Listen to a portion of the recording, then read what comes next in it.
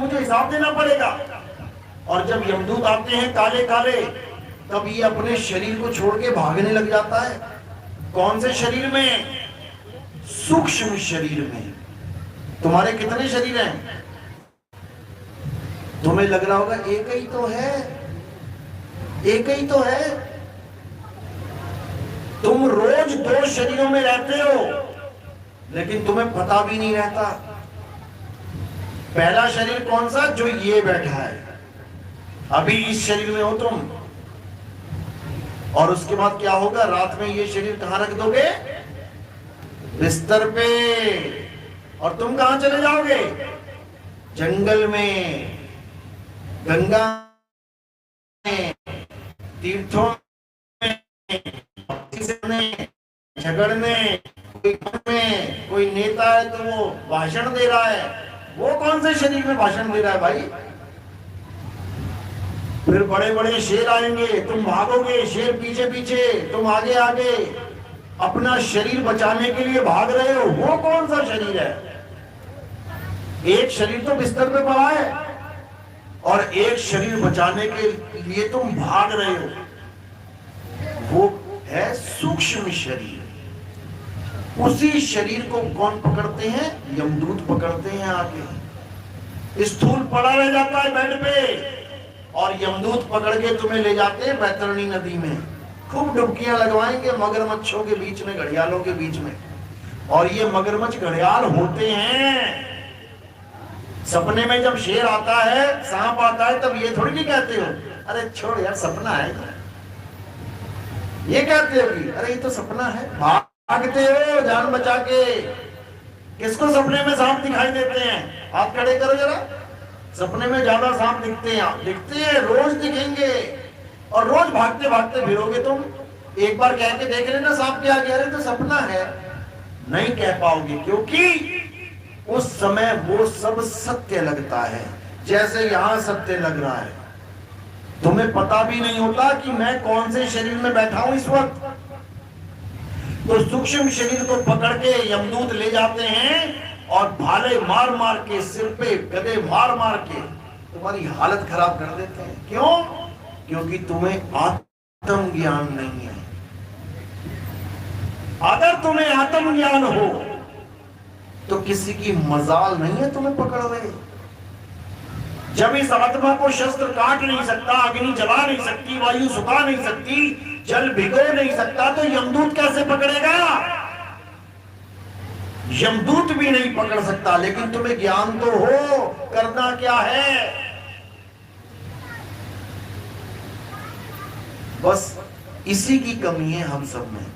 बाकी हम पूरे धार्मिक हैं, लाल कपड़े, पीले कपड़े, हरे कपड़े सब पहन लेते हैं, लंबा टीका, कोई टोपी लगा ली, कोई दाढ़ी बढ़ा ली, पगड़ी पहन ली, सब कुछ कर लेते हैं, गले में क्रॉस लगा लिया, सब कुछ कर लिया हमने। लेकिन जो असली चीज है वो नहीं कर पाए। और असली चीज क्या है? अपनी आत्मा को जानना। कबीर साहब कहते हैं, जब लग ना छीनोगे आत्म, तब लग ना मिली है परमात्म।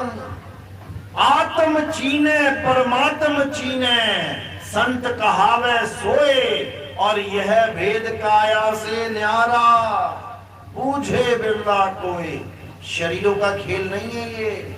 शरीर तो पड़े रह जाएंगे मिट्टी में, मिट्टी में मिट्टी हो जाएगा। ये शरीर मिट्टी है कि नहीं है? है तो क्यों सजा रखा है मिट्टी?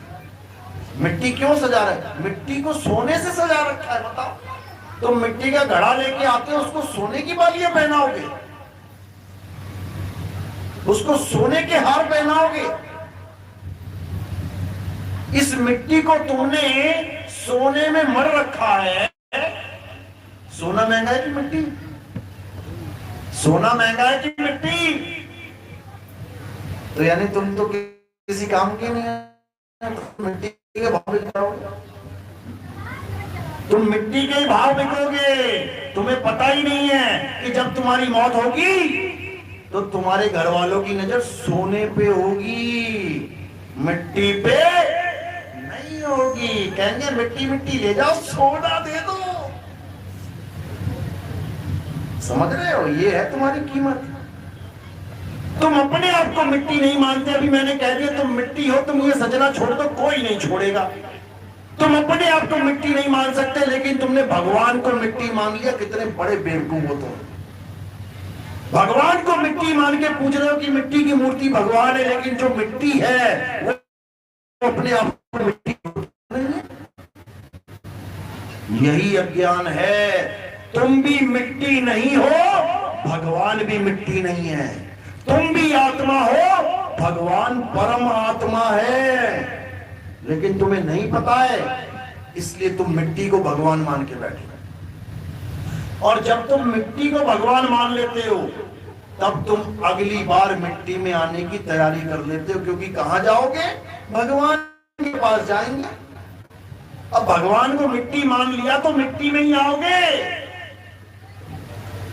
अगर तुमने भगवान को परमात्मा माना है, परमात्मा में कहीं पर मिट्टी नाम नहीं है, मूर्ति नाम नहीं है, ईंट पत्थर सोना चांदी नहीं है, उसका नाम है परम आत्मा। बताओ कहां है मिट्टी, कहां है मूर्ति? परम आत्मा, यानी आत्माओं में श्रेष्ठ। जैसे शिष्य, परम शिष्य। शिष्य तो सारे हैं, लेकिन परम क्या है? ज्ञानी, परम ज्ञानी। इसी प्रकार आत्मा, यानी हम जीवात्मा हैं। जीवात्माओं में सबसे श्रेष्ठ परम आत्मा। बताओ